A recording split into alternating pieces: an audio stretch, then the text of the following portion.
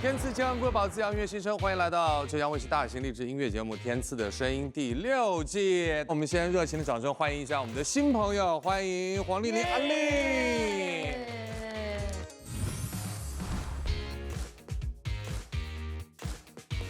周兴哲，大家好。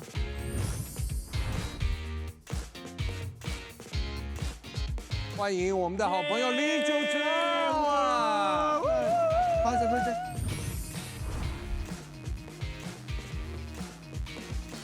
让我们欢迎米卡。 Hello， 大家好，我是米卡。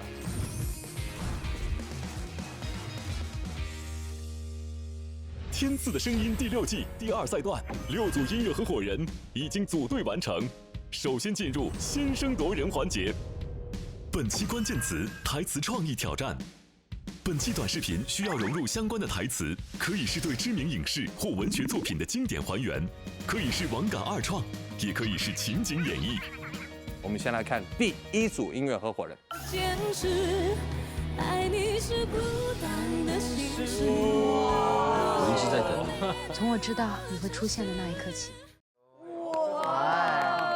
这个台词好像是来自《怦然心动》的一个电影，电影很经典的一个爱情电影。对，然后就是想讲出在爱恋里面，其实你不敢，直接跟对方说，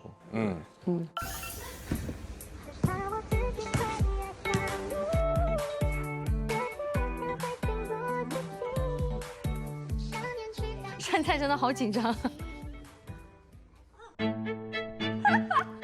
对不起。赵星宇用啊，有用话。有用的话，道明寺，你这个大笨蛋！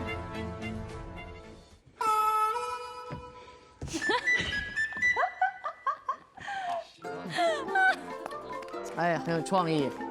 忘词儿了是吗？对，因为我们这首歌叫《忘了》嘛，我们就从忘词这个角度去拍摄了这一段，就是《流星花园》里面那个比较经典的一个桥段啊，稍微做了一点小的改编。导演是他，还不错，谢谢。剪辑也是我这。Cool。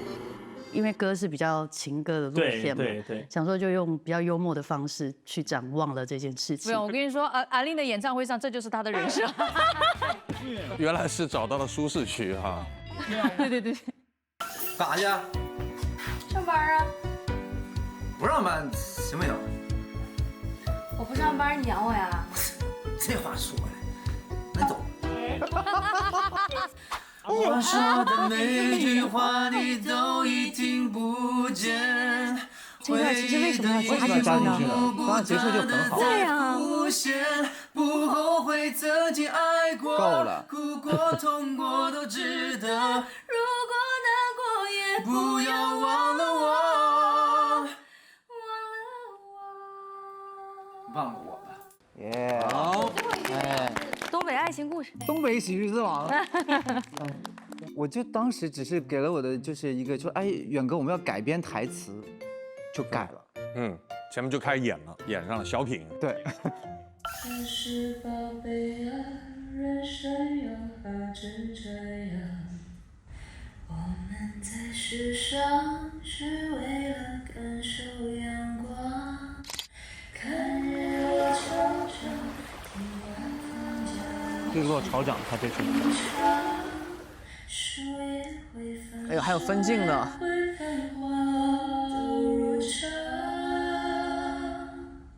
我第一次听到歌词具象化。对啊，呀，是的，给我们解说的特别好，我觉得就是远哥说的这样。我俩没有台词，但鱼有台词。哦，对，鱼在说话，他们才是主角。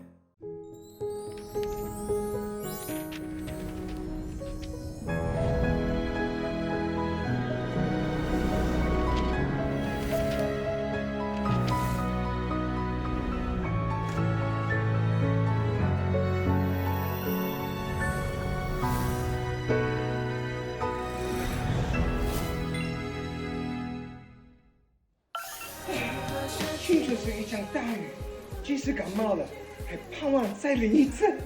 九哲，你可长点心吧，歌手是不能感冒的。好特效。大制作，居然有抠图。这个很贵，这个有 CG 的，对，所以等一下一定要投票给我们，好吗？是。对，因为我们真的很用心的做。你跟他说，跟那个，哎，不好意思，我们花就这个了好几个月，没问题，好几个月，对，好几个月。就阿力信。我们一定会让这个舞台在最重要的时候出现。最重要的时候就是最该出现的时候，最该出现的时候，最好的 timing，最好的时光，最好的时光。对，不，是最后对吧？不，没有，最好没有，不可能，最好根本不可能。好，交给你哦，交给我们，我相信你，相信我。你不是说他9点要睡觉吗，皇子？他睡一觉起来再唱呗。啊，不是，我开玩笑，看，没有。我是王源，我很快乐。我是王鹤野，我也很快乐。你们快乐吗？哦，上外援了啊！这是啊，对，上外援了，上外援了啊！对，我觉得这个也是给歌迷朋友们回馈一下啊，这里是有爱的啊。对，而且我们这个台词吧，虽然说当时拍的时候没怎么扣题，但是我们台词叫我很快乐，我感觉哪儿都能套进去，哪个电影都有啊，确实，对吧？合理，没毛病。所以说咱们也没跑题，挺好。接下来到了我们点赞投票的时刻了，因为我觉得他们的短视频特别好笑，特别好看又好听。我觉得他们的这个小鱼很妙，看起来非常的别致不一样，所以我想投给他。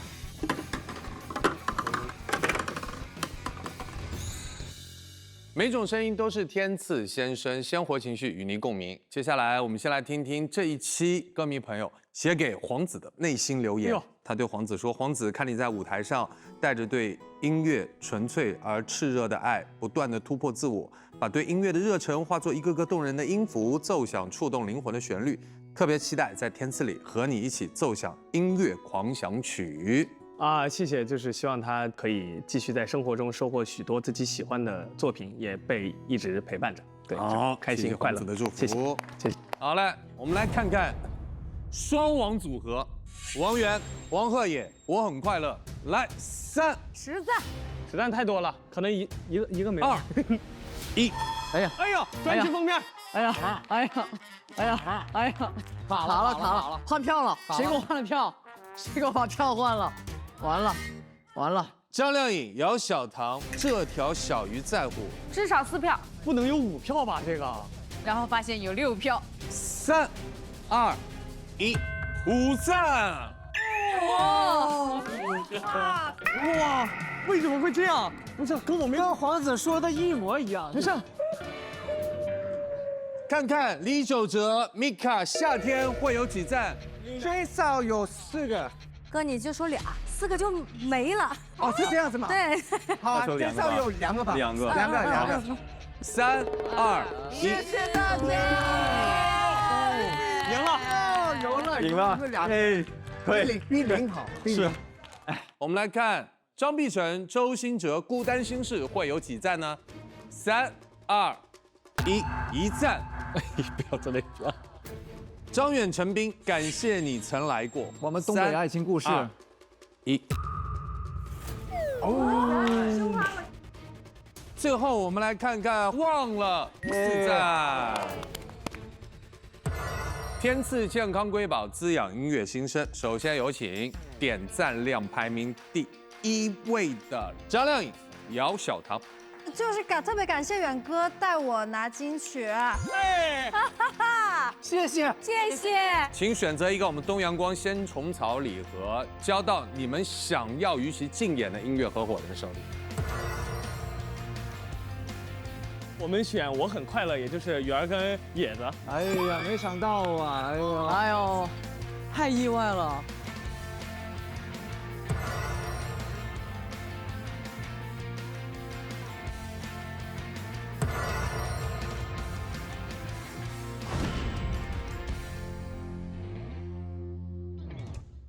欢迎收看浙江卫视大型励志音乐节目《天赐的声音》第6季，欢迎各位！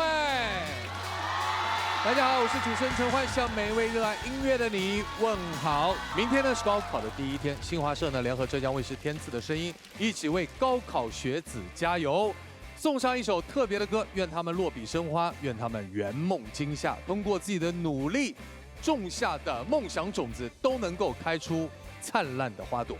让我们掌声有请青春加油官黄子弘凡、张远，新华社记者陆冰琪为我们带来2025青春加油曲《我会等》。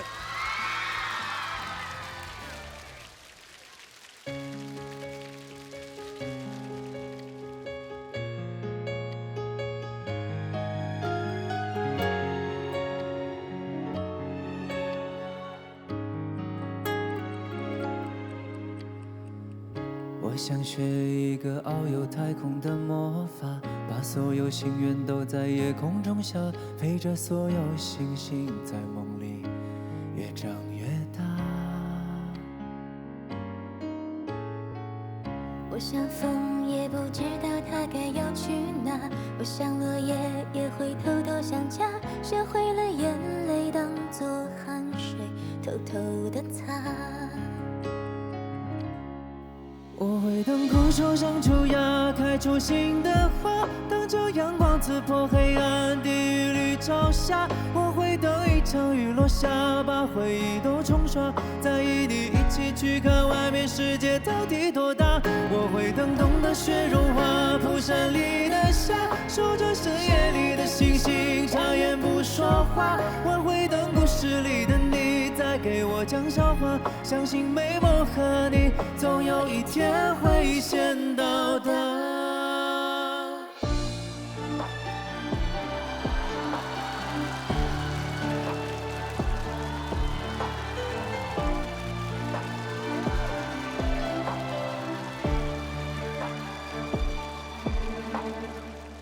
我想学一种续写未来的魔法，把所有未来都写在我笔下，想过给你最完美的回答。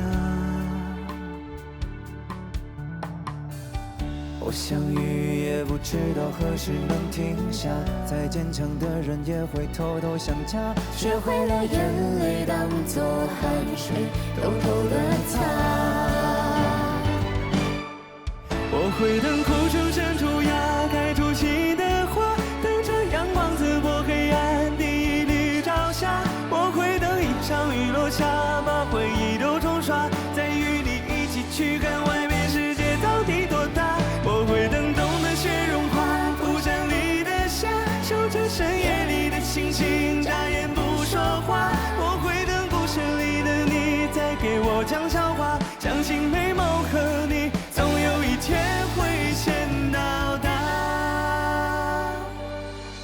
我会等枯树生出芽，开出新的花，等着阳光刺破黑暗，第一缕朝霞。我会等一场雨落下，把回忆都冲刷，再与你一起去看外面世界到底多大。我会等冬的雪融化，蒲扇里的夏，守着深夜里的星星，眨眼不说话。我会等故事里的你再给我讲笑话，相信美梦和你总有一天会先到达，总有一天会先到达。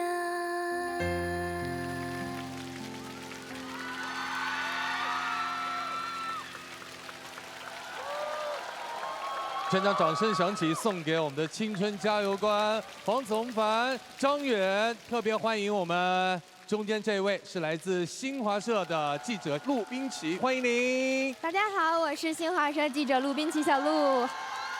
谢谢三位哈，今天因为是一个特别的舞台，因为明天就是高考的第一天了，大家都是经历过这样一个人生当中非常重要的日子，所以我想问你们自己的高考时期有没有让你特别难忘的那一刻？高考给我当时的印象就是特别炎热的夏天，然后父母都会在学校的外面等，然后那个心情是非常激动的。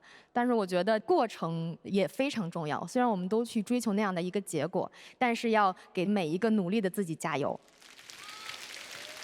我最喜欢也是高中的自己，因为那个时候充满一切对未知的希望，一切梦想都可以实现。然后我就复读了嘛。对，我觉得也没有必要就是忌讳这件事情。对，我曾经确实第一次高考就是不是很顺利，然后也自以为是了很多事情。那复读的那一年呢，总结了非常多的经验，然后也痛定思痛，想了想自己的心态问题。然后前几天我们的那个高中群还在把之前的那个毕业照4K 重新整理了一下，甚至把每个人的名字都写在上面，我们就特别感慨。是的，因为每个人通向山顶的这条道啊不一样，对，有的人是直达，有的人崎岖，没错。所以无论怎样，只要发挥好自己，你尽力就可以了。对，你只要努力，命运的大门一定会为你敞开。是的，那个分数会给你一个满意的答案。加油！我高考印象最深的就是从考场出来的时候，我第一次收到我爸爸给我送的花。哎呦，他第一次。对对对，就因为他觉得是我人生很重要的一个阶段过去了，然后抱了一大捧的向日葵。我很期待收到什么玫瑰、百合，然后他送了一捧向日葵，但是我也觉得很开心，对，代表着希望、能量。对对对对对对对。所以那年的高考分数你满意吗？我是一本线上50分。哎呦，所有的学子要沾沾喜气了哈。小唐，刚才那首歌让你想起了什么？想到了这些年追的梦。虽然不容易，但是很坚定地走到了现在。我觉得天赐先生公益行动真的很有意义，让每一个微小的声音都有属于自己的舞台。接下来呢，也要给各位一起补补劲儿了，来试试我们的东阳光真草原纯粹含片。小小的一颗，全是精华，100%的冬虫夏草萃取，营养满满。转眼呢，又是我们的毕业季了，祝我们莘莘学子都能够梦想顺利，开出花。希望大家平稳发挥，保持心态，未来是你们的，加油！我也希望所有的考生们、学子们，这个加油努力啊，调整好自己的状态，然后去勇敢的去发挥，然后去自信的去答题，可以成为你们想成为的那个大人。你们本来就很棒。那我就是用《有生之年》里面的一句词吧，对，愿你前程似锦。不凡此生，加油！谢谢，再次谢谢3位用歌声化作祝福，送给每一位学子，希望你们明天发挥出应有的水平，最好是超常发挥。加油！谢谢3位。好了，让我们用热情的掌声和欢呼声，有请第一组音乐合伙人，有请张靓颖、姚小棠，加油！加油！这次唱的歌曲是《这条小鱼在乎》。可是宝贝啊，人生又何止这样？我们在世上。这首歌我觉得它描述的是一个自洽的状态。当我们开始有迷茫，有短暂的，也许找不到生活的意义，这个时候我们需要放慢速度，深呼吸，然后去找到更好的自己。这是我最早我在酒吧唱歌的时候，我有一天有个朋友突然就跟我讲说，哎，小张，你有没有觉得你有时候唱歌有音准问题？不可能啊！然后突然有一次录音的时候，录完我觉得哇，我真的有问题。而且我是那种，我刚出道之后不久唱的歌，我知道有一部分大家给我的意见，觉得我应该要怎么样，应该要怎么样，但我就很坚定自己的，我有点过分坚定，甚至有点偏执。所以很多时候我会觉得我的世界变得越来越大，是因为我学会跟外面的世界沟通了。我以前的世界单调到可怕。我们每一个人其实都是一条小鱼。当我看到了更大的海洋，我越来越觉得外界的不可知、未知对我来说更大的不是恐惧，而是吸引力。我交到了更多其他的小鱼，然后就越来越开心。我毕业快4年了，然后从一个学生气的那种样子，然后到现在，我觉得变化特别的大。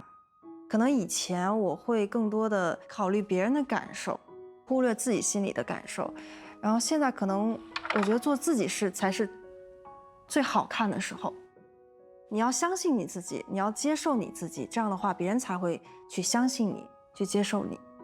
我觉得大部分不好的情绪其实都是在内耗。这首歌其实想要告诉大家，这些不好的东西其实都是暂时的，学会跟自己不好的情绪相处也是一种成长。你是左手拿麦，右手拿麦？左手。哎，正好，当当当，然后转一圈，然后去那边，间奏那里。我说我俩就游出去，我俩朝不同的海域去探索。当我们去探索完不同的世界之后，我们才能够，我们有各种各样的收获。最后我俩拥抱的是正在听这首歌的人，告诉他你也有属于自己的模样。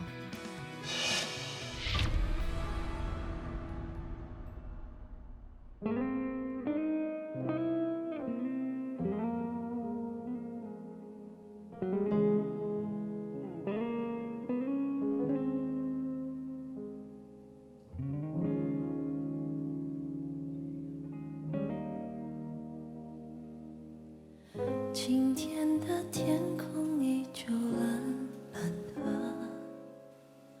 和昨天一样完整的副歌，房间和心情依旧乱乱的，想整理却又动弹不得，这样的感觉已经好久了，都显得一切太过平常了，好希望有人能够陪陪我，如果可以再爱一爱我，像大海里的小鱼就这样不停地游，被困在海里找不到出口，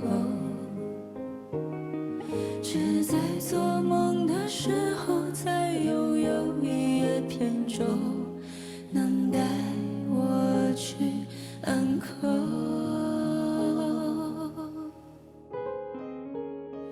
可是宝贝啊，人生又何止这样，我们在世上是为了感受阳光，看日落潮涨，听晚风将一切吟唱，树叶会泛黄，万物都如常。我懂得你啊，你已经足够坚强，偶尔小紧张，但还好没有投降，将不安释放，尽情去做美梦一场。你从来都有翅膀，小鱼也有自己的海洋。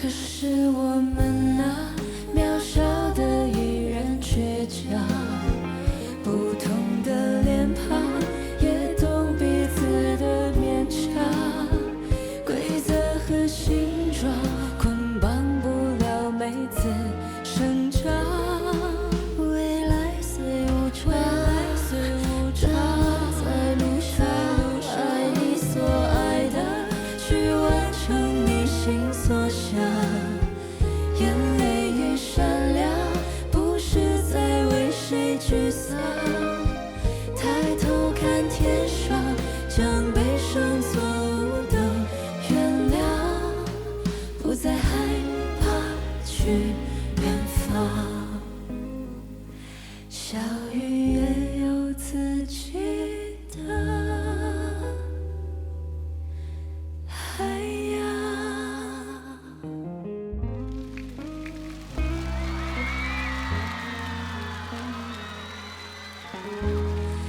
你有属于自己的模样。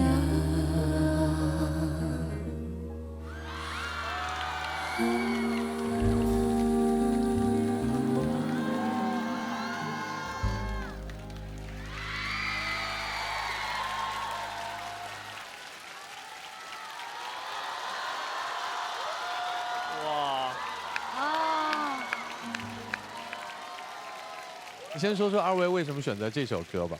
就是每一个人在生活当中都会遇到，当你想要求救，但是呢，刚好身边就没有可以求救的对象的时候，所以这一刻就需要自己给自己一个和解，一个自救。然后在这首歌里面呢，我觉得小鱼就像是一个对我们自己的比喻，让我们可以少一点妄自菲薄，更多的肯定自己的存在，多爱自己，多对自己好一点。对。哦，我觉得我之前唱的那种内耗的歌曲唱的太多了，这次终于有一首很自洽的歌曲可以让我在这个舞台上尝试，然后也谢谢甄姐，因为我们那个 demo 就是好多是甄姐自己录的，就觉得甄姐真的是一个很为自己舞台负责的一个歌手。是你们第一次合作吗？对，就感觉他们这个组合已经在好多年的感觉，因为他们的那些合音啊，他们的 vocal 非常的 match， 非常的漂亮。最后我看到你们拥抱的一起唱歌，我就觉得特别有感动。我等一下我跟明哥也要拥抱的唱歌，对吧？可以，可以吗？很好。我觉得听这首歌非常的舒服，因为我觉得这首歌的编曲现在的类型是比较 laid back 的 R&B jazz。然后是我喜欢听的慢歌的类型，所以我觉得可以在 live 听你们的这个表演，我特别开心。好羡慕啊！我也想唱这首歌。然后两个人的默契、和谐度真的太好了，你们两个人的声音真的是太好听了，很喜欢这个舞台。谢谢。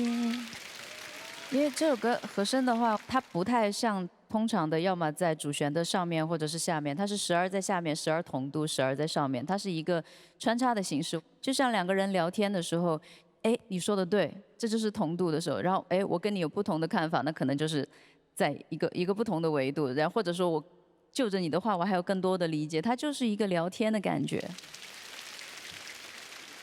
我十分喜欢这首歌的编曲，编的实际很有学问，包括还有木管的部分，我特别喜欢。但是我还是最喜欢你们两个人的合音，这个合音不是一般的写法，我听出来了啊。我觉得最后你们两个拥抱，唱了那一句和声，我觉得真的就是点了我们节目的一个主题，天赐的声音，太美了，谢谢你俩。谢谢。现在天赐这么卷了吗？在合唱这件事情上，基本上我们在这个里面把几乎所有我们能听到的和声方式都能够感觉到，这个舞台确实是在合唱这件事情上给我留下印象最深的一个舞台。看到这个舞台，你们能感觉到所有都是情绪，但是这些情绪其实是需要极强大的基本功去支撑的。今天这个舞台，我觉得让我感受到的东西，让我叹为观止的东西，是那种我们叫做驾轻就熟的感觉。这是一个很难得的、很精彩的舞台，极好。谢谢。再次把掌声送给张靓颖，送给姚晓棠，感谢二位的治愈演绎。让我们掌声有请陈斌、张元，加油！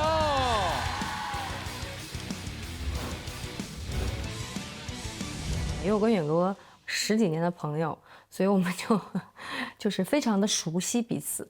二搭的话，可能就默契度会更高。他保护着我，让我勇敢说出我愿意。从此生命里有了彼此的唯一。去年我们的是可以不是你，那个时候可能还没有从伤痛中完全走出来。现在这一首《感谢你曾来过》，其实你听这个歌名你就知道，它已经是在我往回望的这个状态了。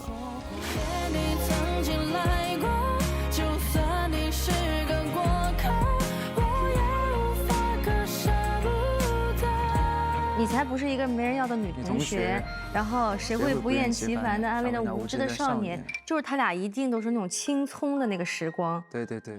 等到比如我俩这年纪的时候，往前再想想，就觉得肯定是过去了。但是不管你是什么样的状态，但我感谢你曾来过。对对对。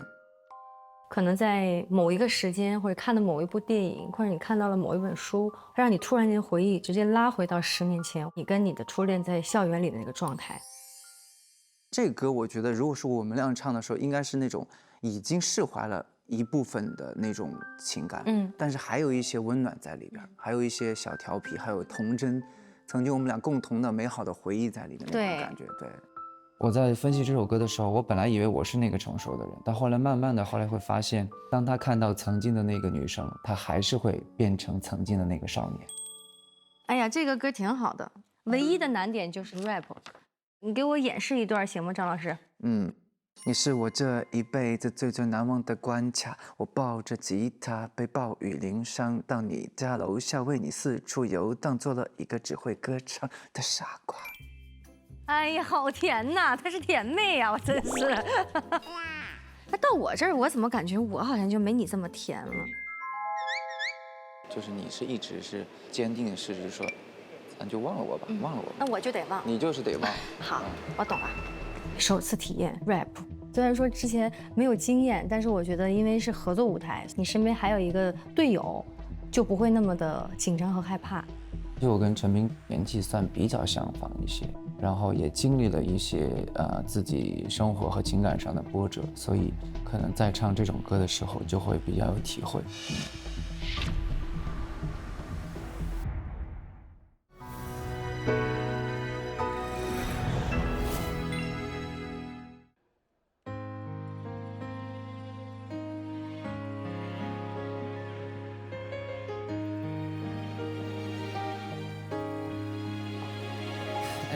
你最近过得还好吗？我故事里的那个他，海南的冬天没有雪，但不影响他开着花。自从你走后，我回到了那个没有你的家，就是在这个地方。我说我要娶了她，你是我这一辈子最最难忘的关卡。我抱着吉他，被暴雨淋伤，到你家楼下为你四处游荡，做了一个只会歌唱的傻瓜。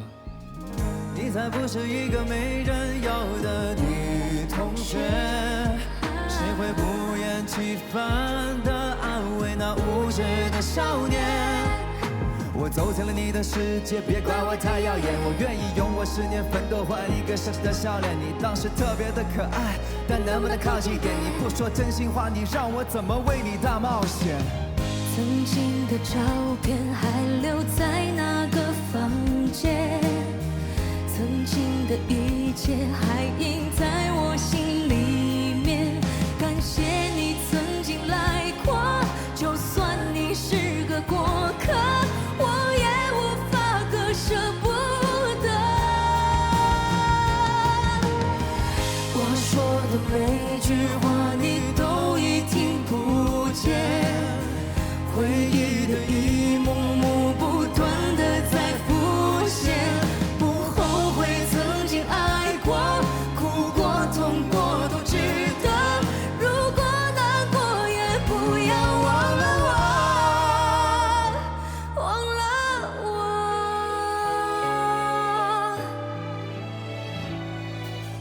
总要学着孤独试着慢慢去长大，遗憾就遗憾吧。当你重新回到这，你送我的我都不要了。我希望你也会笑着走过去前面的路口，以后我们的故事就到了这。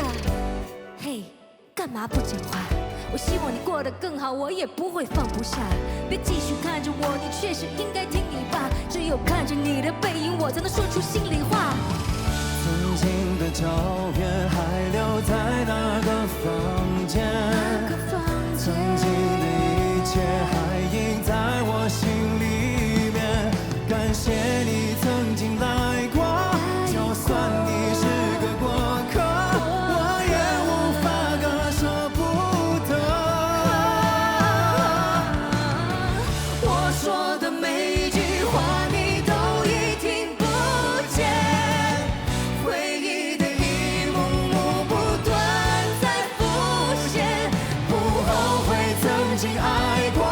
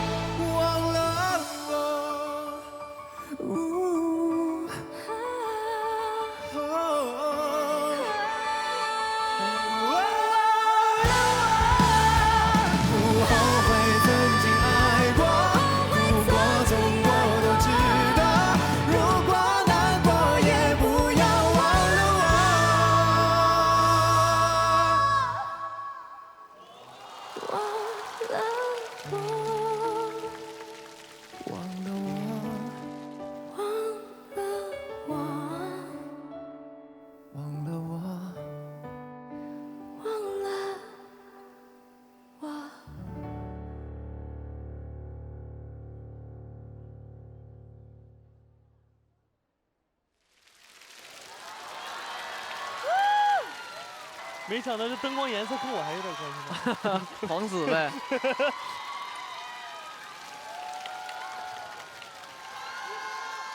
谢谢。哇，刚才看起来真像一个音乐剧。这个很有意思的地方是，他这首歌本来的 rap 部分其实都是男生去完成的，所以很多成长线也都是男生去说。但是这一下就是我们把第2段的 rap 给到了女生，反倒是一种我已经往前走了，我已经长大了，你怎么还不长大呢？就是这种感觉。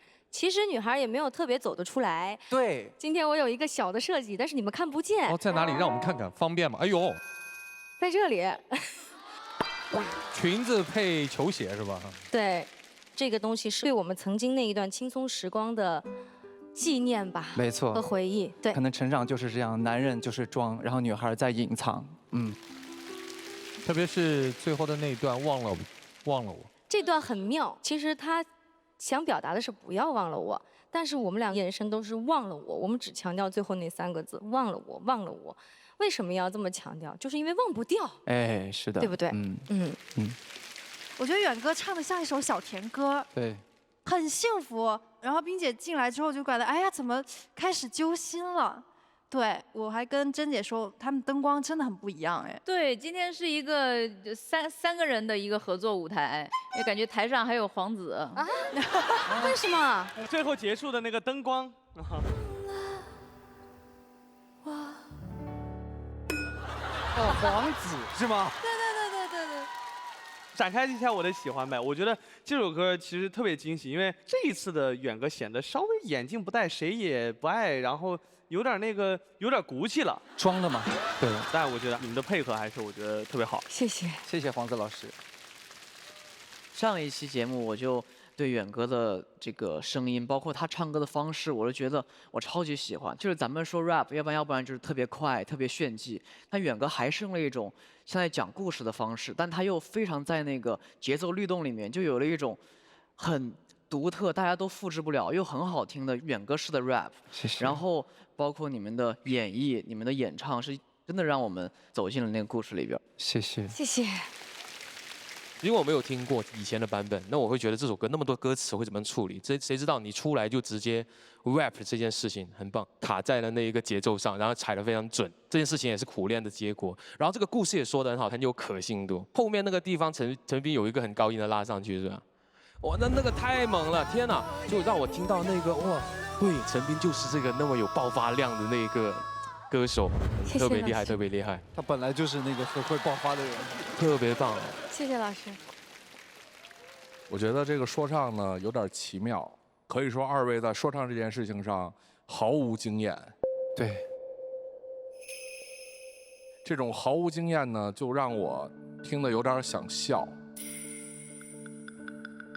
比如说陈斌，其实你在讲这个故事没有问题，但是你看这里面有几句词，嘿，你干嘛不讲话？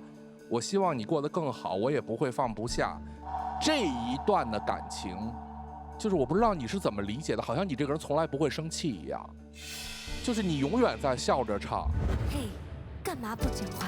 我希望你过得更好，我也不会放不下。别继续看着我，你确实应该听你爸。只有看着你的背影，我才能说出心里话。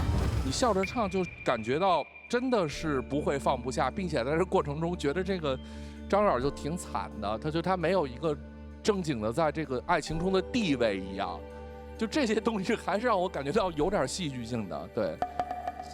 然后就是刚才何老师说他特别喜欢的那个段落，其实我也有一些不同的看法，就是我们在一个这样的情绪下，然后又用一个特别大的声压把最后这个情绪推上去，因为其实在我看这个编配其实挺无聊的，就是他所有的东西都属于就是我们脑海里面能够想到他下一步就应该这么做，然后他就这么做了。然后这个东西其实在我看是没有任何惊喜的，我觉得在舞台上还是应该做出一些更有挑战的东西。当然 rap 部分很有挑战，所以我是这么看，提一些小意见。他很敢说。他很敢说，但他这已经说得很温柔了。真的。很温柔，很温柔。有些作品其实也挺适合在改编上呛着来，会有那种就是反差感。但是我倒觉得这首歌倒不必要，因为它本身它就是一个比较顺的一个状态。我觉得张远已经在自己的这条赛道上遥遥领先，就只要是同样类型的作品，我都相信这就是你的歌。你现在已经有这种能力了，这是非常厉害的。谢谢，谢谢。陈斌也是啊，我们还记得陈斌第一次来天赐这个舞台的时候，还在回顾自己说后不后悔当初当演员的这段经历，他自己说是后悔的。但我今天看来不用后悔，因为今天你把你原来在镜头上学到的表演也用到了这个台上，对，包括上一场到这一场，你的表演都给这个作品非常的加分。谢谢老师，谢谢老师。我觉得艾老师说的也对，每一首歌都是我们想象中它就是应该这个样子，然后去做这样的改编。那这样的编曲，其实我觉得它确实可能不会有特别多的创新。不过我也觉得，就是之所以为什么很难有创新，就是因为以前的编排方式它就是很经典的。对，而且它可能把框架确实已经做得很满了。可能老师听的歌很多，一定会有审美疲劳和一些就是听感的疲倦。但是确实是，我觉得第一步是要把故事讲好。对，所以就是这是我们的理解。谢谢老师。谢谢老师。接下来就要邀请我们建音团5位老师现场合影，给予本轮的待定金曲，有请。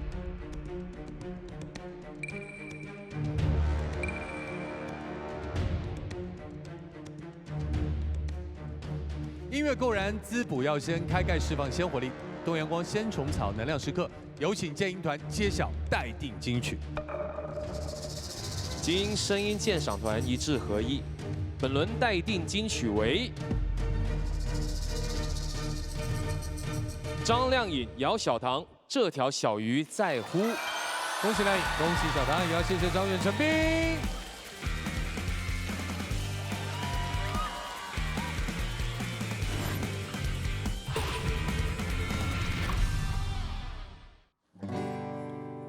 你们听这个吉他的声音，稳重有力，像不像爸爸在家里的角色？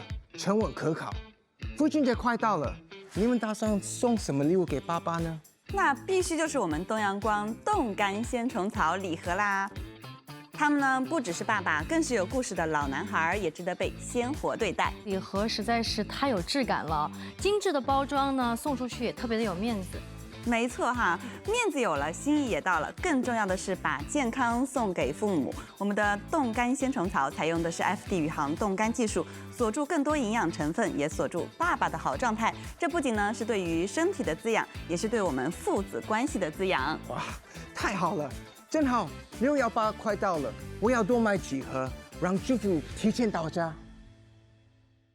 让我们有请下一组音乐合伙人，欢迎阿令、黄子弘凡，加油！我这次跟阿玲姐的合作，我还挺紧张的。上一次见阿玲姐应该是我第一次来天赐，然后当时是她跟碧晨姐他们俩唱的那首《连名带姓》。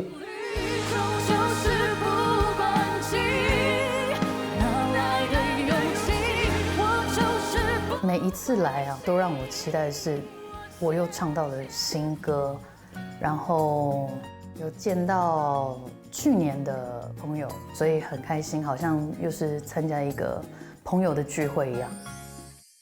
你还好吗？给我一个理由忘记那么爱我的你。我们喝口水吧。喝水。我之前唱过一首歌，我跟Momoko我们俩唱，那歌叫《忘了没有》。现在呢？现在有答案了，时隔多期，忘了。你怎么忘了你先说的爱我？抽屉里放着你送的。就我觉得里面的歌词很特别，是音乐盒。以前会有喜欢的人会送对方这种音乐盒。现在应该不会有人送音乐盒，这个音乐盒确实已经感觉有点陌生。这个社会所有的步骤都越来越快，我觉得有的时候有一些音乐，它会带领我们回到以前，好像叫我们缓一点、慢一点，要不然太快速了，你就真的很快就会忘了。你的感情观是比较乐观的吗？还是比较内？其实我总体来说是乐观的，但是我自己又是一个很内耗的人，可能会有一个瞬间会反复去质疑自己，然后包括像身边的一切。像歌词里可能你说的爱是假的，不存在所有的，你这种状态其实还蛮熟悉的。对。我觉得他很活泼、很搞笑、很乐观，但是就是每一次看他的舞台上面的演出，都还是会觉得他背后应该有很多故事没有分享，就是有一种令人心疼的大弟弟的感觉。因为我本身也是非常活泼的人然后我也是有一点跟你类似，所以人家都说很活泼的人的背后那一面其实是很孤独的。怎么感觉？瞬间忘了，没事，唱完这歌就忘了。5、4、3、2。这首歌的拍子其实蛮复杂的，有的时候是很慢，然后有的时候是会抢拍。这歌唱一半就没了，好短，你不觉得？对。就虽然它的段落不多，但是这首歌的声音的设计，大家会听到一个不太常听到的我的音色。我觉得至少我们去把这首歌通过配合陈述清楚的话，它其实也是一个非常别致的这样的一个舞台。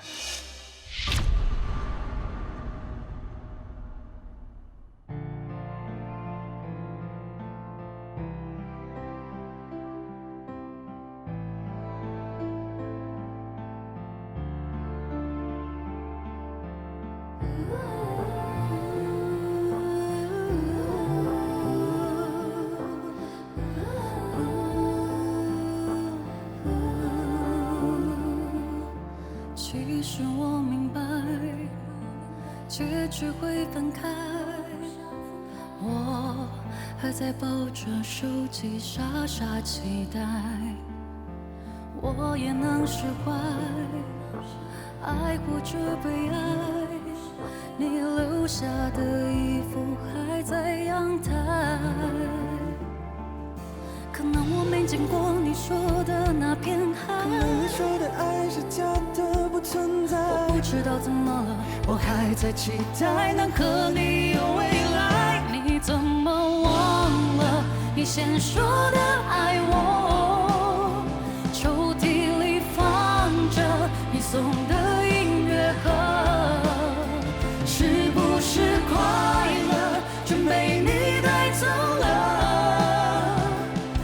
是习惯孤独一个人的生活。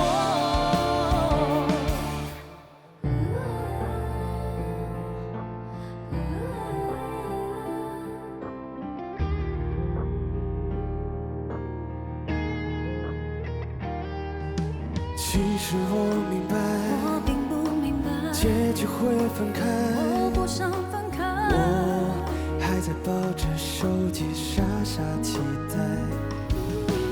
我也能释怀，爱或者被爱，你留下的衣服还在阳台。可能我没见过你说的那片海，可能你说的爱是假的不存在。我不知道怎么了，我还在期待能和你有未来。你怎么忘了你先说的爱我？抽屉里放着你送的音乐盒，是不是快乐全被你带走了？还是习惯孤独一个人的生活？你怎么忘了你先说的爱我？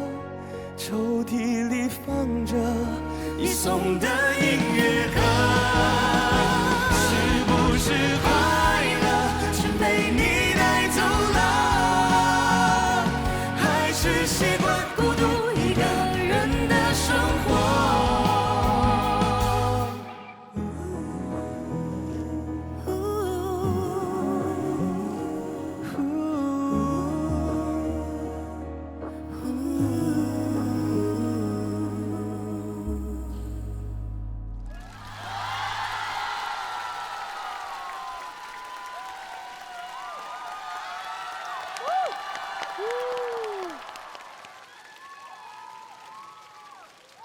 二位是第一次合作哈？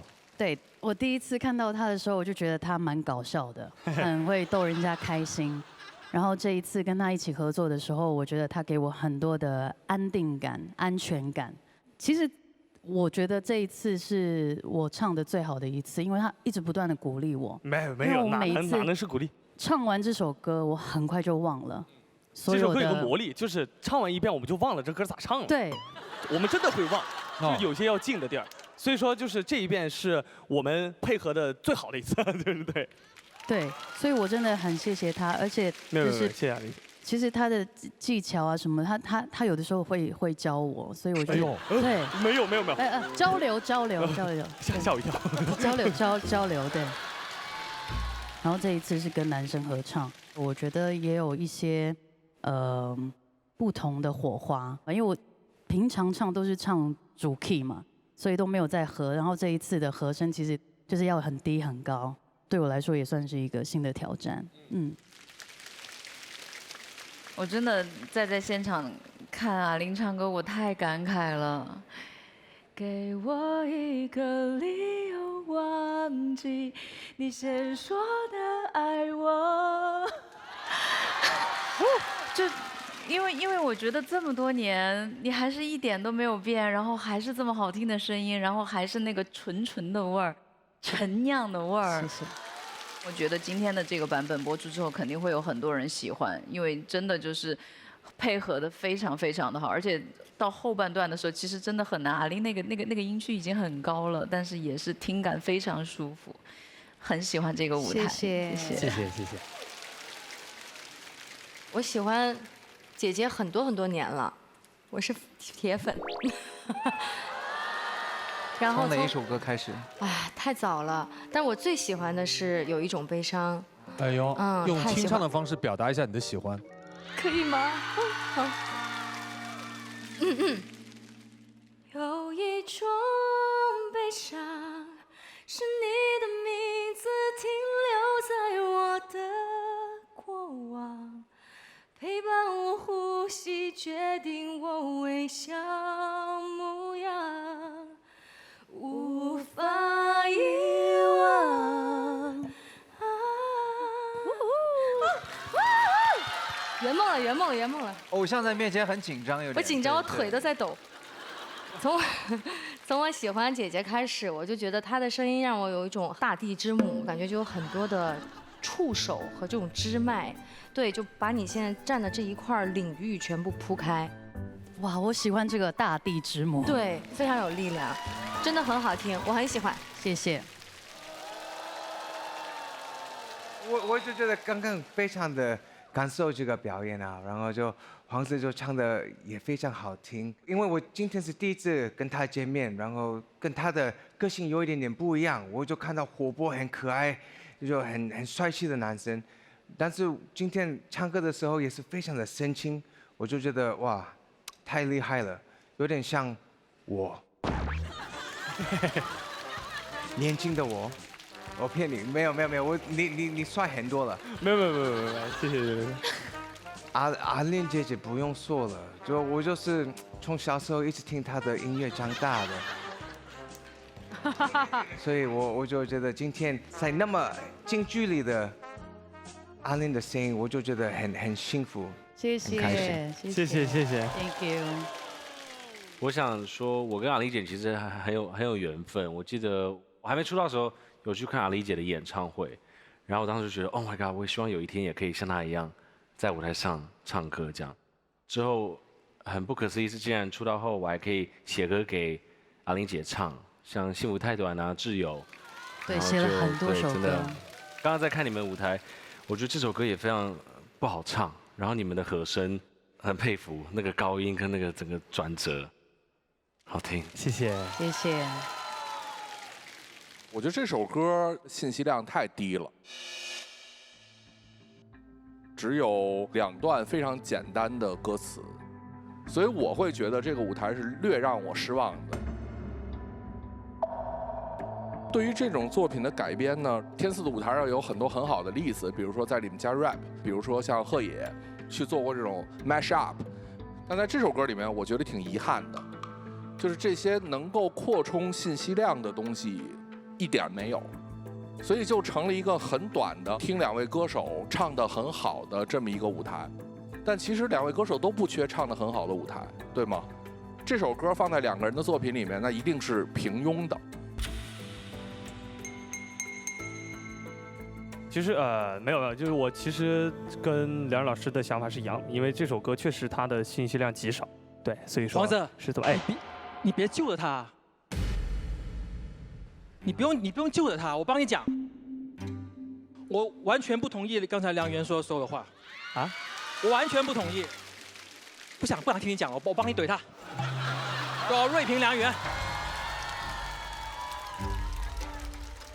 天赐是一个可以锐评的舞台，你先冷静一下，然后再锐评我，好吧？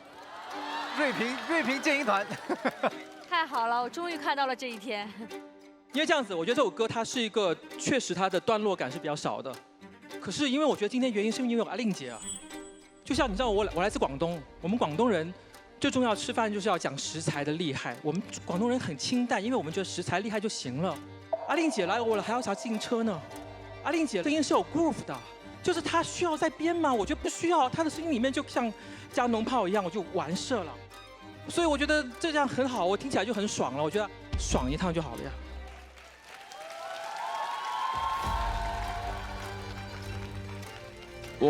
我也是站在黄子的那边的。锐评，打架。我觉得2个人声音就是一种化学反应，它不需要增加一些什么东西或干嘛才能增加这首歌要怎么样精彩法。我们不要吵，我们先听听看那个无伴奏的人声。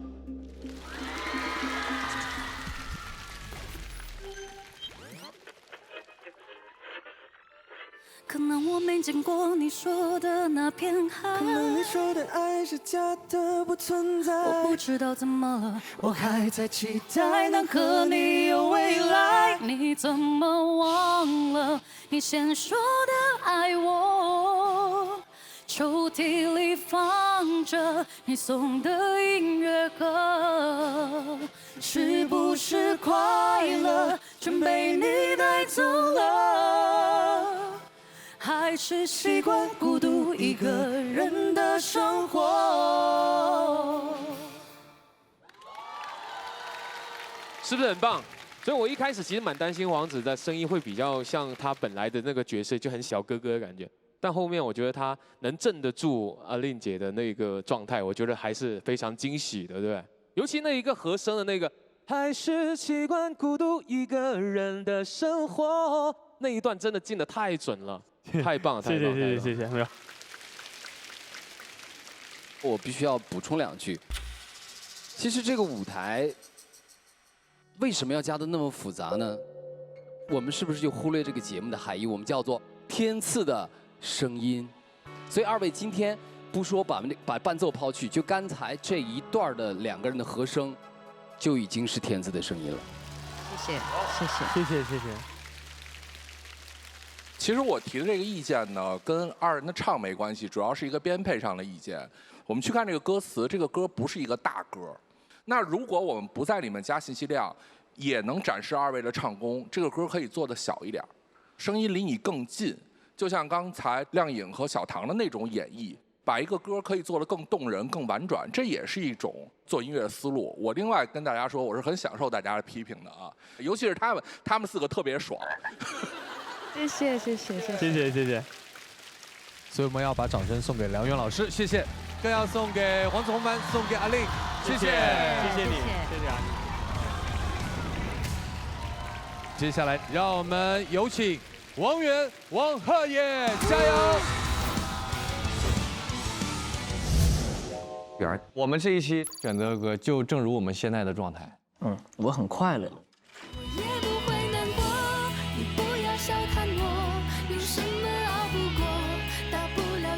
我觉得这首歌更像一种解压方式，它的写曲的手法其实是很直接的。歌词虽说是我很快乐，其实演唱者好像并没有那么快乐，但他要假装快乐。这个歌我觉得通篇都是很倔强的，其实也正符合咱们现在的心境。对，很多时候我们强颜欢笑，在我们生活里都有挺多嘴硬的时候。其实，在工作上我不太会嘴硬，就是我会一五一十，有事情解决事情，怎么样。但是其实跟哥们儿玩的时候会嘴硬，就比如说去玩打球啊，或者是有一些竞技类的，就明知道打不过，但是就是嘴硬。不管怎么样，输了就是不服。我觉得人一定要有韧性，有的时候其实就是需要物理上的一些辅助。比如说我打台球，其实我的注意力全在台球上，渐渐的我就忘了那些不开心的事。是，我就有时候真去飙一飙歌，就飙那种飙不上去的，飙林俊杰，这个我觉得挺爽。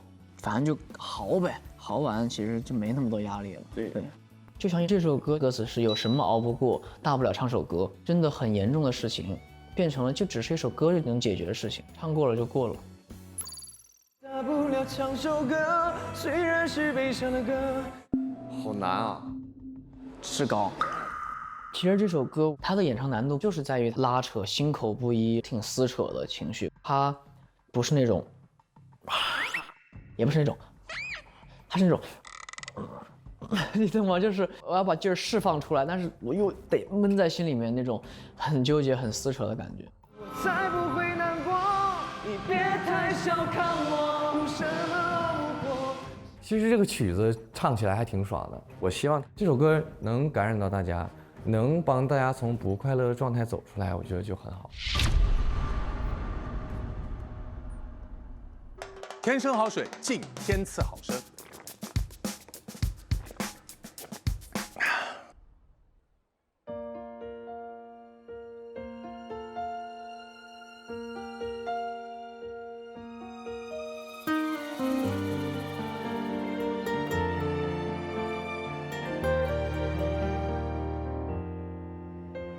说有什么不能说，怕什么？相信我不会哭，我不会难过。错谁的错，谁能说得清楚？还不如算我的错。做有什么不能做，怕什么？相信我不在乎，就算你走了。落，就算我的心总是流落，落下负一层比错，我也不会难过。你不要小看我，有什么熬不过，大不了唱首歌。虽然是悲伤的歌，声音有点颤抖，也比你好得多，我还是很快乐。我才不会难过，你别太小看我，有什么熬不过。谁说我不能喝？我喝的比谁都多，走路有点颠簸，也比你强得多，我还是很快乐。做有什么不忍心，怕什么？相信我不在乎，就算你走了。落，就算我的心总是流露，落下负一层比错，我也不会难过。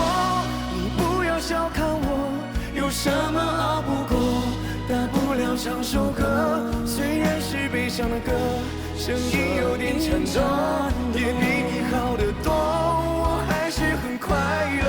我才不会难过，你别太小看我，有什么熬不过。谁说我不能喝？我喝的比谁都多，走路有点颠簸，也比你强得多，我还是很快乐。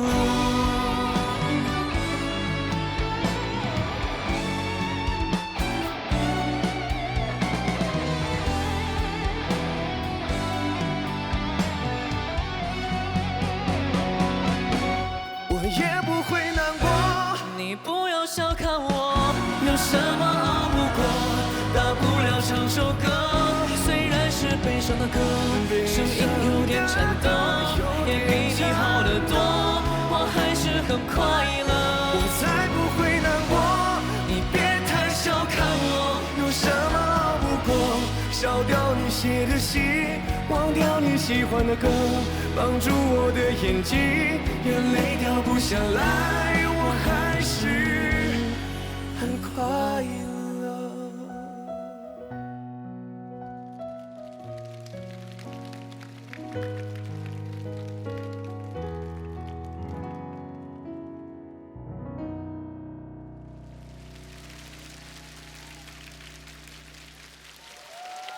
好听啊！好听啊！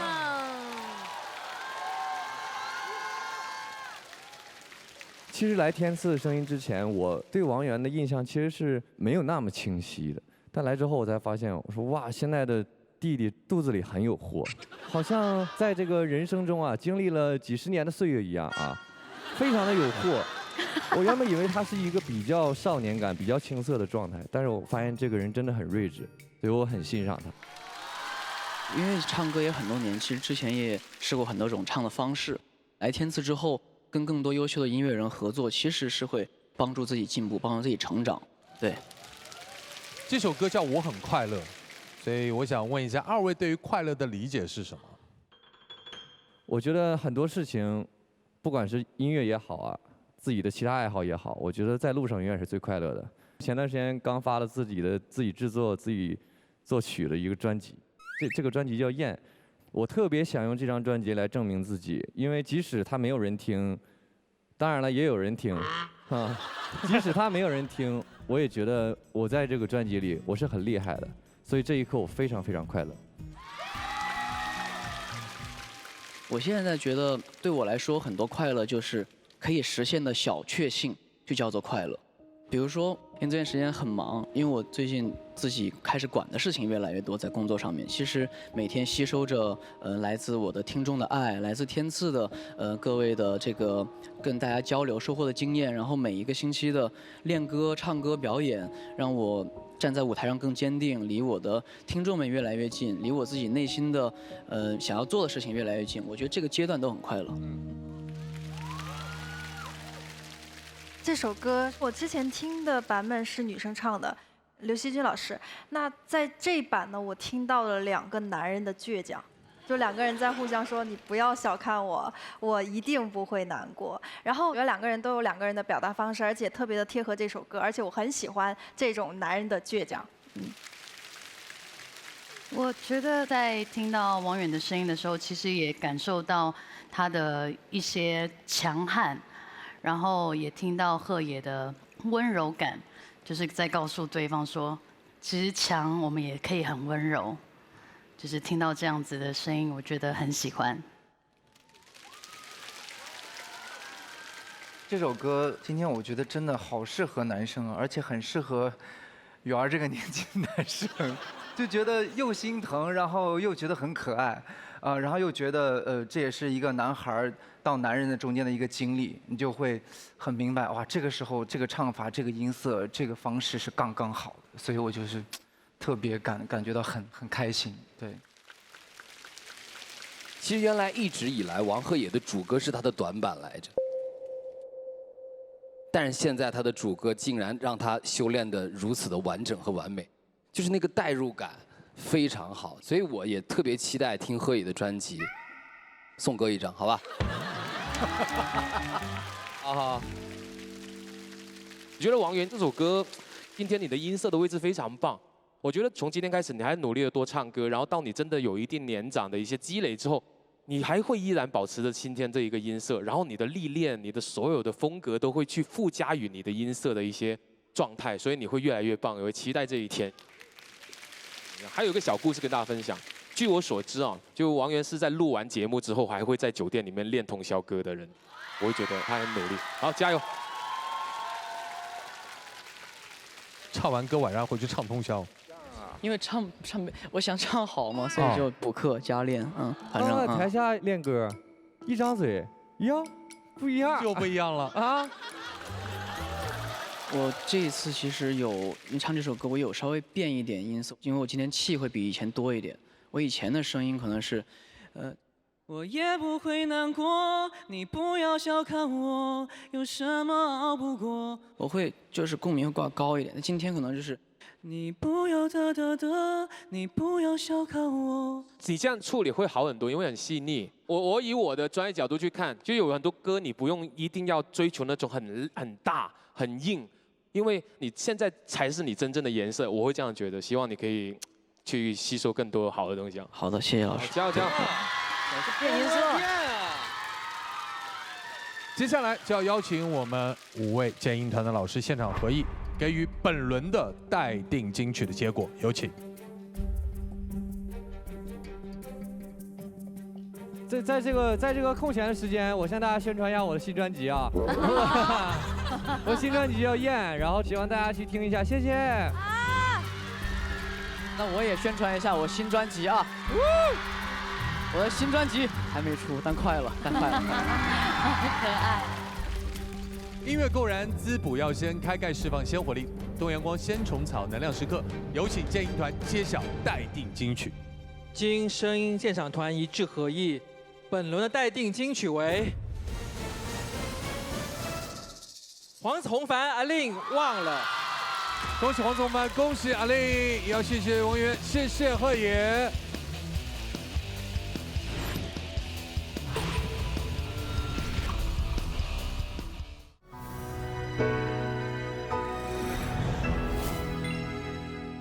每日鲜虫草，吃出年轻态，让我们一起加油吧！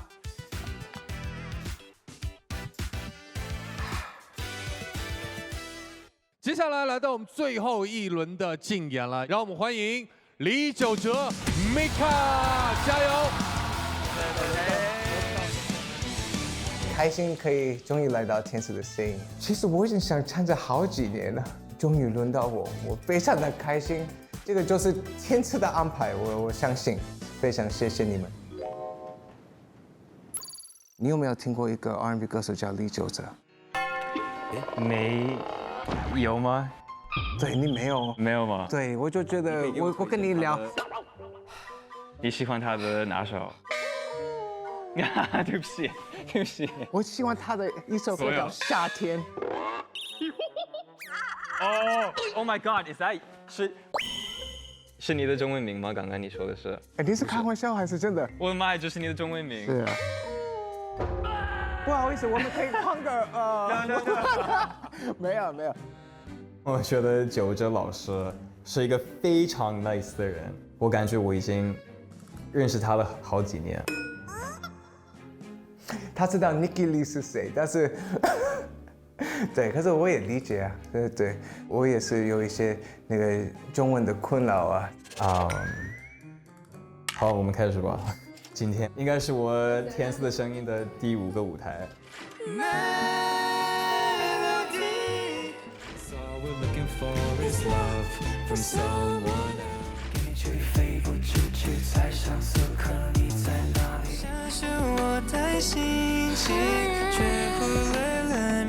我以前会紧张，但今天我完全不紧张。我觉得可能是因为我对这个舞台的感受已经是挺习惯了，而且我觉得今天我们要唱的《夏天》那首歌挺适合我自己的声音。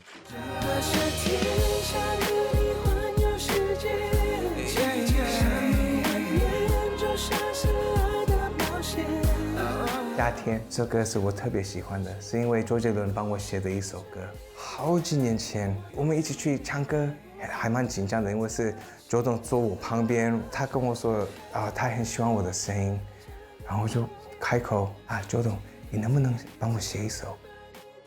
他说可以哦，给我2个礼拜，差不多10天11天，夏天就来了。我听到了他的 demo， 我就傻眼了。这个歌真的很好听，我一定要弄好，我一定要唱好。我练了好几个月，我就进到录音室录了这首歌，我听给周董，然后他就说，不错，很好听。我真的是感谢周董，就是给我很大的，每一个夏天就让我很快乐。对，那个，你看我们还有一个很大的树，也有椅子啊，真的来到海滩一样的感觉。对，有那个夏天的感觉。但是我唱这首歌，你就是跟一个男生一起唱，你觉得有点奇怪，对吧？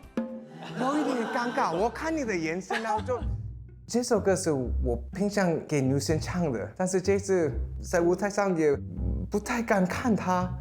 对，但是我们有一个想法，就是说，如果可以加入一个女生，哇，这个画面一定会更精彩。来了。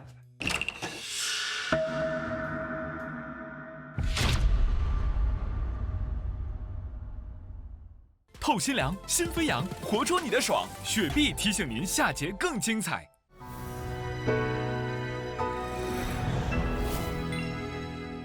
欢迎登录视频合作平台优酷、腾讯视频、哔哩哔哩、Z 世界、爱奇艺，观看更多节目精彩内容。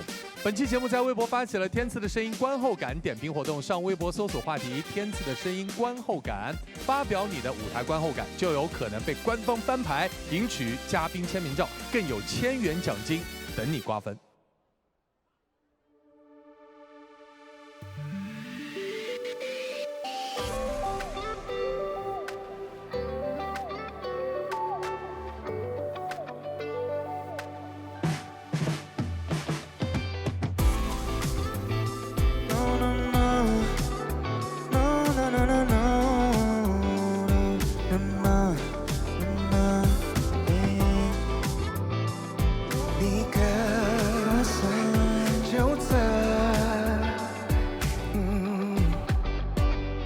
春雨后，太阳缓缓地露出笑容，你的微笑就像弯弯的彩虹。在这片天空，云朵就是我，随时随地很燃晒你是手。地上的飞针拉长自由，微风慢慢吹着幸福感动。我也想紧紧握，紧紧牵你的手，浪漫地抱着你，看着日落。大黑时候，射着指头，时间就会很开阔。我会小心呵护守候，下雨有我肩膀靠。睡不着记得想着我，3秒后会梦见我，载着气球陪你兜风，看遍所有会笑的星空。整个夏天想和你环游世界，山路蜿蜒就像是爱的冒险。你的笑脸是我唯一的零嘴，牧羊双眼不住着的线。整个夏天融化了整个季节，一天一天把你定格在结尾，让我了解爱原来可以那么简单点缀。看窗外的蓝天，在这个午夜，我回忆画面有你情节。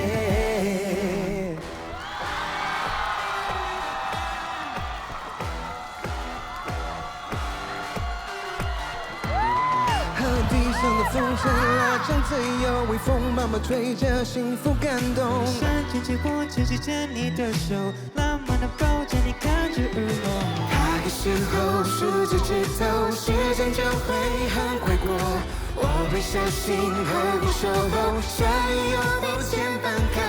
睡不着记得想着我，3秒后会梦见我，载着气球陪你兜风，看遍所有会笑的星空。整个夏天想和你环游世界，山路蜿蜒就像是爱的冒险。你的笑脸是我唯一的零嘴，我用双眼捕捉着特写。整个夏天融化了整个季节，一天一天把你定格在结尾，让我了解爱原来可以那么简单点缀。看窗外的蓝天，在这个午夜，我回忆画面有你情节。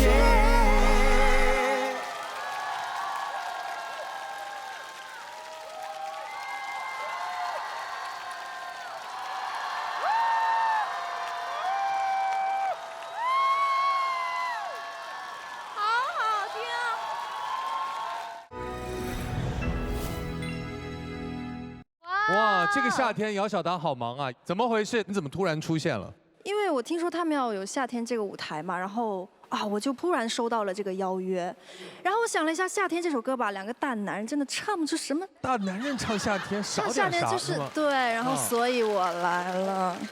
我们2个帅哥唱这首歌，唱的时候有时候有一点点小尴尬。哦，有点尴尬哦。对，就因为就平常是唱给女生听啊，或是对，然后我就唱的时候我就看 Mika， 然后也不知道看他的眼睛还是要对，然后就小小尴尬。但是我就觉得，哎，如果我们可以加入一个美女，哦，多好哇，这就不尴尬了。小唐我们就邀请他，然后他愿意跟我们一起合作，所以我们非常的感谢。很荣幸又多了一个舞台呢。天哪！但是九哲，你看这边都是美女，你们会啊？没有他。我比较闲，抢答了是吧？都是美女，对。米卡什么感受？3个人合作舞台，说一说。妈呀，我觉得特别开心。前2年唱过他的歌，想太多。哦，一起唱吧。可以啊，可以啊。是我想太多，你总这样说，但你却没有。真的心疼我，是我想太多，我也这样说，这是唯一能安慰我的理由。哎呦，你唱得很好，很棒，谢谢。很好，他的 R&B 真的很棒。其实很多人会唱，我随便点。我觉得他们都会吧。雨安你会唱吗？我何止会唱，对。哎呦，我当时在我们上一个节目相遇的时候，我就这么给九哲唱的，他居然没有发现什么端倪。是我想太多，你总这样说，但你却没有真的心疼我。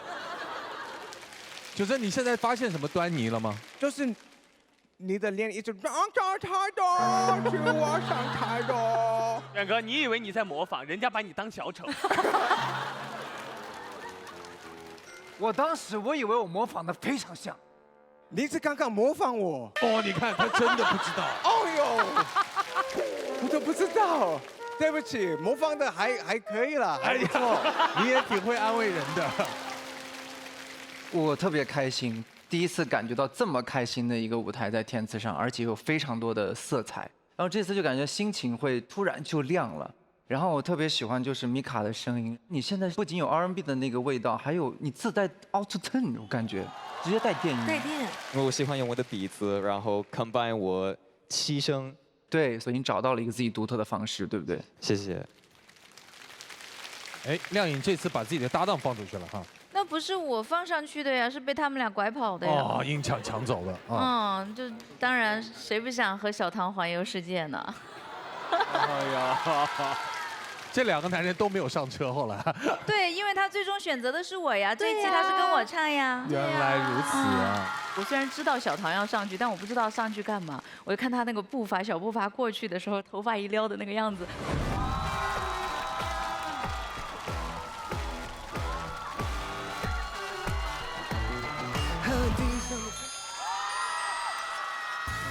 哇！我当时我的心里我就不看他们俩了，他们俩已经出局了。哎，我们可以走了。对，可以走。这小唐一出现之后就非常的合适，而且整首歌3个人的搭配的和声其实比2个人要复杂很多。除了互相配合，还要互相让出一个刚好合适的一个比例，再加上我觉得表演，大家瞬间带到了一个情景剧里面，这个舞台看得非常开心。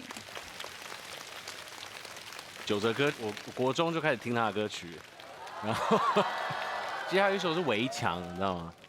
是有所谓，我不所谓，也不能改变。原来是我在爱上你的那瞬间，就会在围墙里面。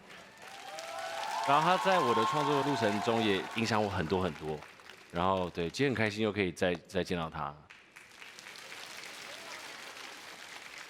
这个作品其实对于九哲来说是非常舒适的，因为是自己的作品，而且九哲从出道以来就是被冠以这种唱将的身份。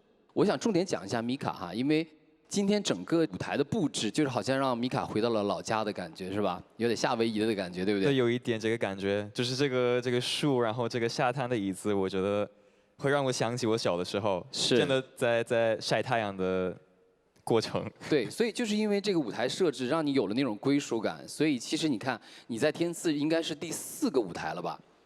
第5个。第5个了。对。你的进步也是非常明显的。从最早的我们，第一次见你，到后面到今天这个舞台，你非常的松弛，而且今天我能彻底的感觉到你在享受这个舞台。特别好，米卡。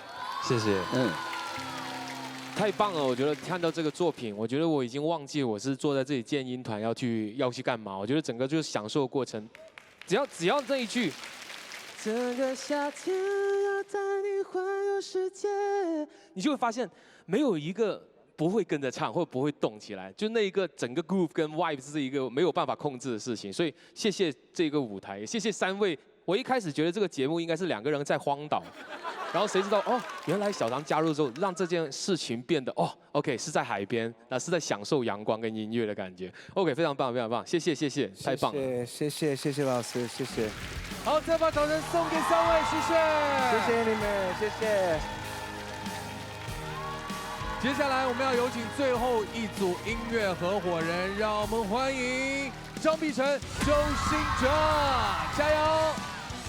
一首好歌，一口美味，老板研系厨房，享受松弛一刻，慢下来，遇见新灵感。来聊一聊这一次的创作吧。这是第一次来到天赐，对不对？是的。所以这次是跟谁搭呢？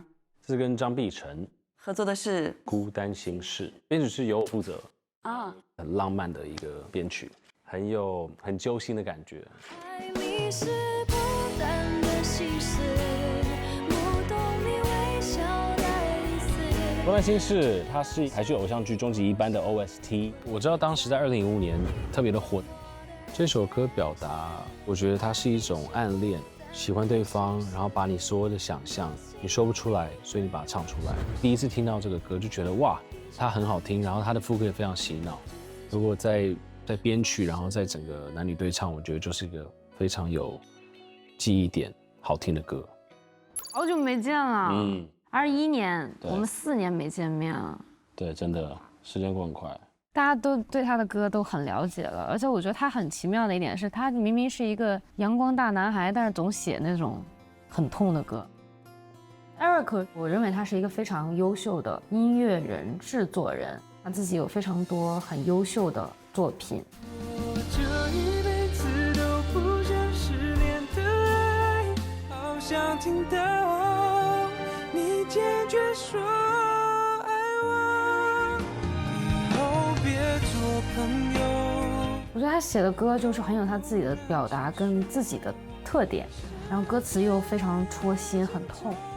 那孤单心事，你觉得你怎么理解这首歌曲？他在讲的是，我觉得每一个人在情感里面都会经历的一个层面，就是你对对方付出很多，你愿意去为他做很多，但是你很期许对方给你一些回馈，一些爱的回应，但可能确实是不像你想象的那样能给你那么多，或者说就没有。对，这首歌表面意思是暗恋，也有一种情感里面的不平衡，大家总会在人生的阶段去遇到不同的人，去经历不一样的关系跟情感。你会发现每一次当你的想法落空的时候，你也会一点一点的成长起来。我们现在是这样，前面太长了，他就站中间唱，你把这个声调给我叫下去，你先把我放下去，就是咱们得后面才能相聚，前面稍微声痛一点。这首歌虽然它是一首很孤单的歌，一首很伤心的歌，但我还希望它能最后的最后，在这个舞台上，至少它是一个比较圆满的结局，让大家最后能够会心一笑。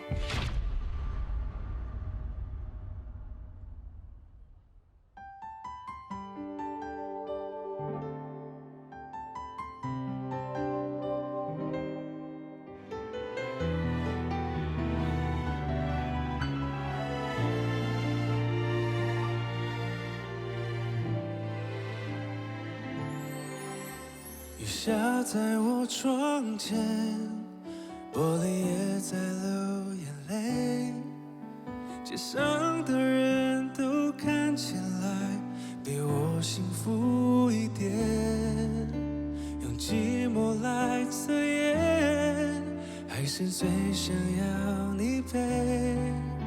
曾一起走过的夏天，我常常会梦见。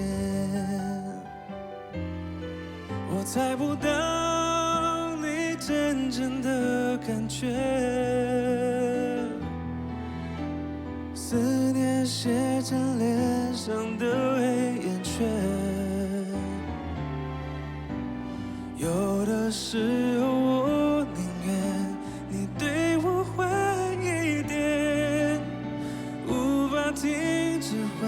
像我们的永远。爱你是孤单的心事，不懂你微笑的意思，只能像一朵向日葵，在夜里默默的坚持。爱你是孤单的心事，多喜欢你对我诚实，一直爱着你，用我自己的方式。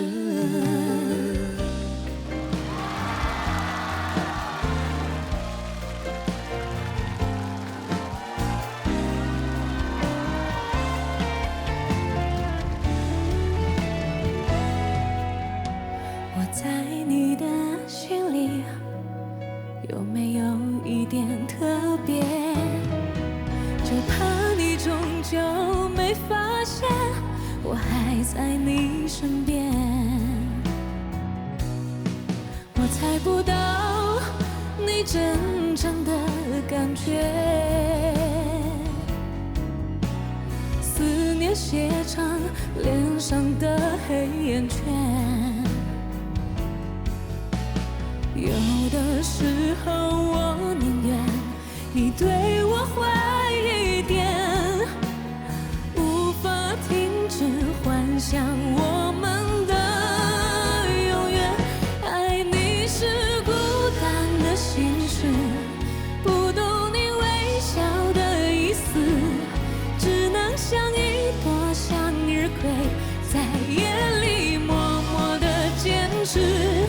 爱你是孤单的心事，多希望你对我诚实，一直爱着你，用我自己的方式。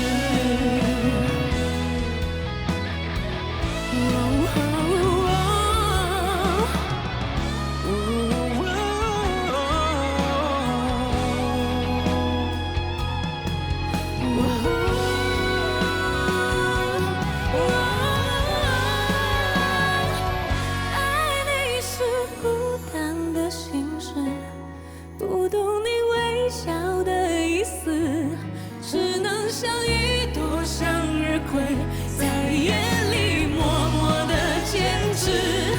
爱你是孤单的心事，多希望你对我诚实，一直爱着你，用我自己的方式。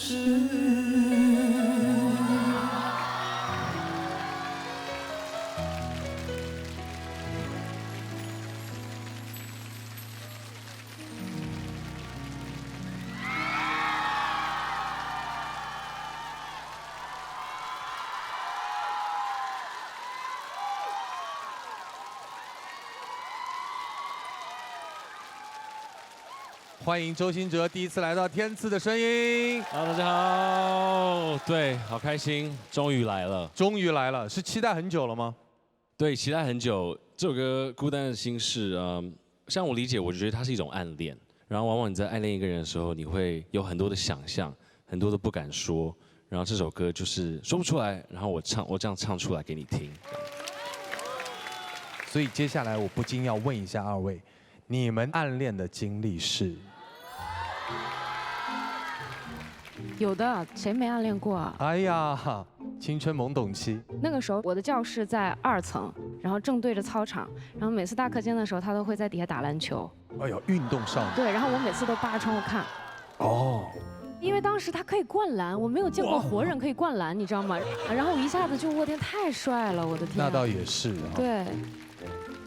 我觉得常常男生会犯一个错，就是他会跟那个女生当好朋友，然后等到可能2、3年我才表白，然后对方就说：“哦，我一直以为我们只是朋友。”然后就整个被打击，然后就写了：“以后别做朋友，又不能牵手。”所以那时候就初恋那种受伤，然后开始写歌，对对对。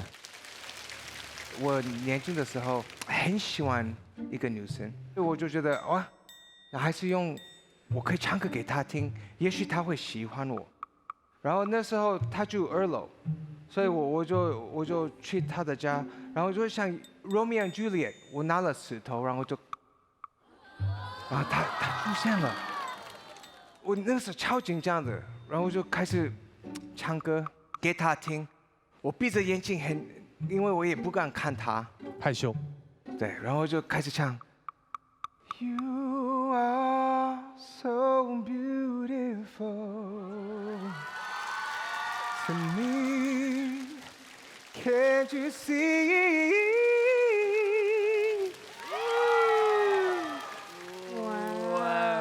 哪个女生听到这个会不心动呢？然后我就看着2楼，然后呢？是他的爸爸才站在那边。你谁啊？走开！然后我就偷偷摸摸的离开，我就后来就不敢靠近他，我就很。哎，你现在的家庭地位方便你这样讲吗？哎呀，好像不方便，这个全部剪掉，我没有这些故事了。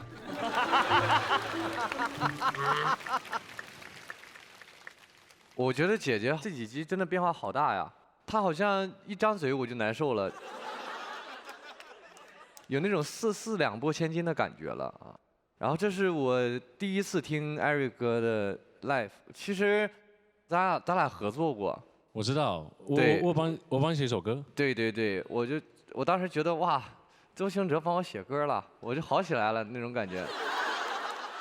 而且这歌编的层次也很棒，就是完全没有出戏的感觉，而且很带入各种的，我很喜欢，谢谢。我首先想说，就是2位的唱真的是太美了。一开始我看辛哲一个人站中间的时候，哇，这也是天赐的舞台上面好像之前没有出现过的。就先把一个人撂那儿，真的是看起来挺孤单的。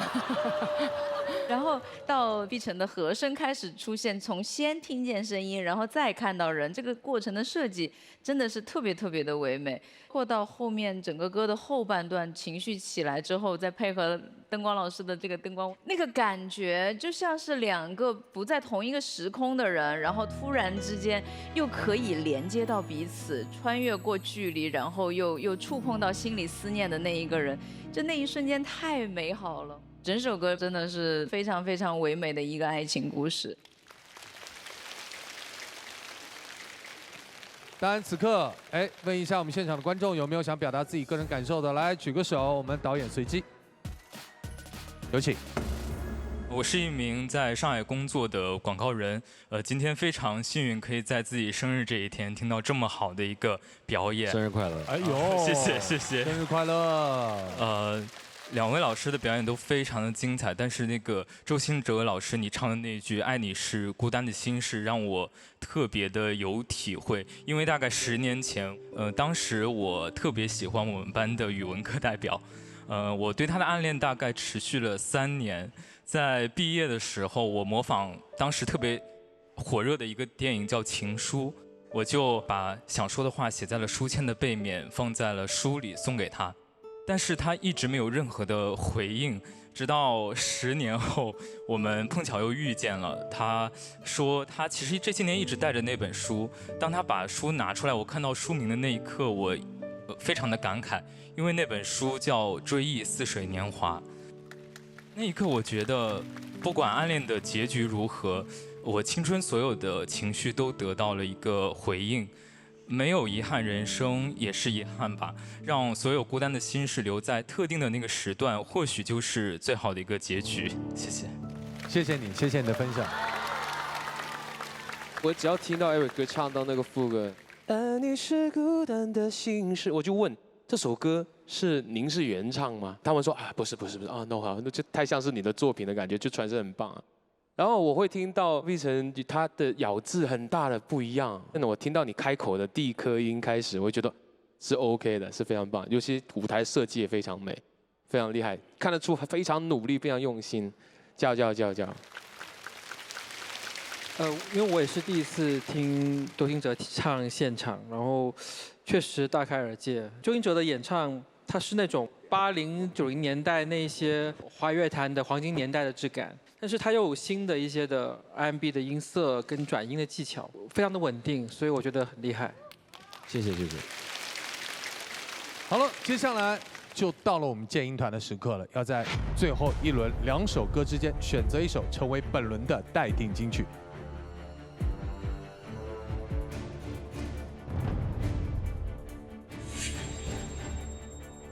透心凉，心飞扬，活出你的爽，雪碧酷爽时刻。刷新自己，要爽就爽透。有请声音鉴赏团现场合议公布结果。经声音鉴赏团一致合议决定，本轮待定金曲为张碧晨、周兴哲《孤单心事》。恭喜碧晨，恭喜兴哲，谢谢。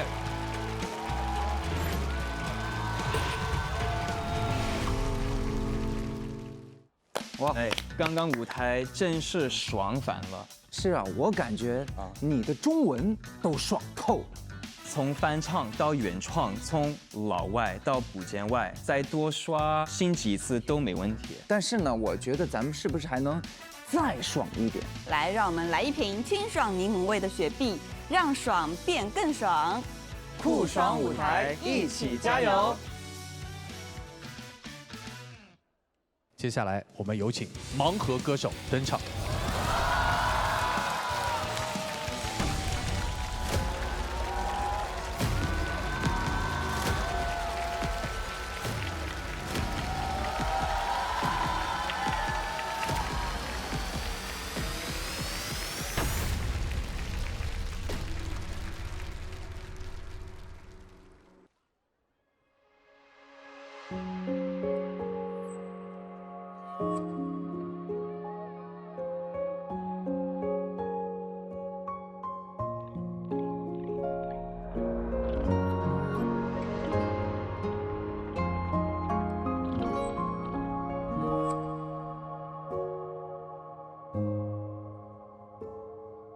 假如离开是为了对你的成全，还是今生的纪念？你的依赖是未来最痛的遗憾，还贪恋着昨天。还记得他说的，你幸福就好，不要再牵挂。还记得你讲过，还要忘记吗？清澈第一天，还是起安从你的时刻，爱到我想自以为适合。遗憾以后才妥协，只剩一个陪你的过客。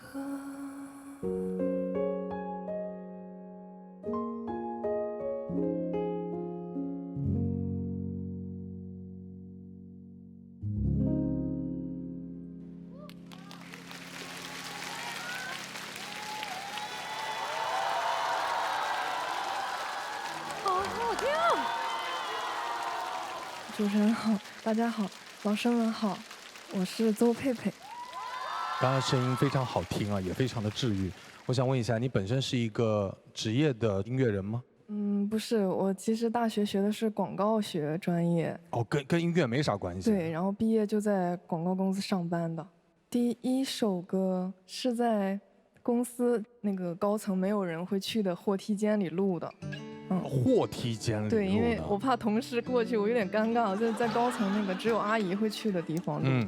然后我那个时候刚好有一个国内很资深的 A&R， 他当时在做的一张专辑里收了我一首歌，然后从那之后才慢慢的辞掉了广告公司的工作，准备做一个全职的词曲人了。其实说到邹佩佩，她跟天赐的缘分不是今天才有的，因为在这个舞台上曾经演绎过她创作的歌，那首歌叫做《梦忆》，对吗？你能现场再给我们清唱一下，回味一下吗？来，舞台交给佩佩。暧昧一场热恋未满的情节，整日的幻想正与现实无限的交叠，那些出发真明晰，那并不是错觉。你在我眼前，吻着我在日落里面。过客这首歌跟我有点渊源啊，有点缘分。什么缘分？这个歌差点就进了我的专辑里。其实这首歌是我一个好兄弟写的，然后他就发给我，当时那个 demo 就是佩佩唱的，我当时特别珍惜，我觉得这歌无论如何都由我来唱，然后我就在棚里大概磨了1个下午，我发现我好像有一点老母猪拱白菜地那个感觉。那是啥？对，就是实在是唱不出来那个味道，到最后就不了了之了。然后希望接下来如果有机会的话，可以和你在台上玩一个，谢谢。绝对可以的，老师。我有一首歌也是佩佩词曲的，对，那首歌叫做《忙着失恋》，对。哎，我的歌迷知道的哈，我就是听了他唱的那个 demo 才选了这首歌，对。谢谢远哥。佩佩作为一个创作者，我觉得就是你从这个行业外来到这个行业内，其实你能把这件事情做成已经很了不起了。但是在这里，其实还是要给你一些小的意见，因为你今天站在这个舞台上，我觉得重要的东西是做你自己，而不是模仿别人。我会在你的身上看到一些我们现在很红的歌手的影子。这个话不对，那很红的歌手曾经也都身上有更红的，就是更前辈的歌手的影子，大家都是这么过来的，对吧？对啊。但是我觉得这些东西可能应该是你在未来要去注意的东西。你的创作很好，你有更好的律动，你也有很好的声线，并且你的创作风格可以很丰富，要更有勇气的做你自己，去把这件事情做好。好的，好的，谢谢老师。好了，谢谢，我们再把掌声送给佩佩，谢谢你的到来。此刻我们要邀请每一位音乐合伙人来到舞台上，共同见证本期推荐金曲的诞生。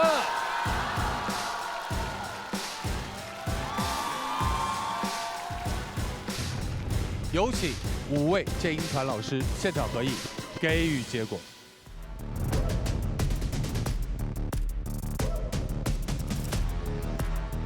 不会是我们吧？好紧张。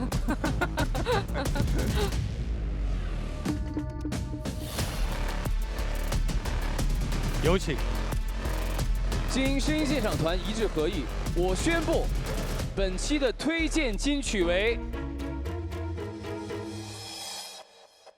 这条小鱼在乎》。恭喜张靓颖，恭喜姚小棠，恭喜靓颖，恭喜小棠。